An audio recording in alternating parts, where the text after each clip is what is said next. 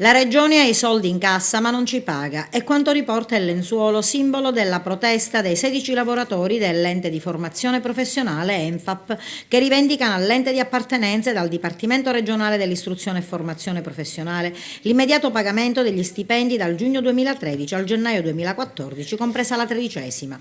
Sfido qualsiasi categoria dei lavoratori a continuare a svolgere dignitosamente, quotidianamente il proprio servizio, e noi diamo un servizio serio all'utenza, e poi non avere, come dire, anche la corresponsione di una retribuzione, che è un diritto fondamentale sancito anche dalla Costituzione.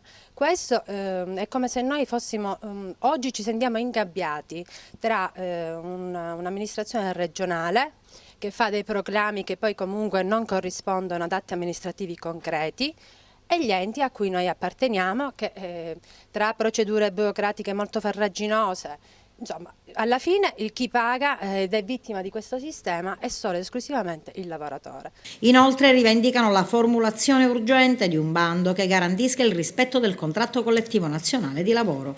Che faccia un bando con caratteristiche a garanzia e rispetto del contratto nazionale del lavoro di categoria, perché noi non sappiamo il nostro futuro dopo l'8 giugno quale sarà.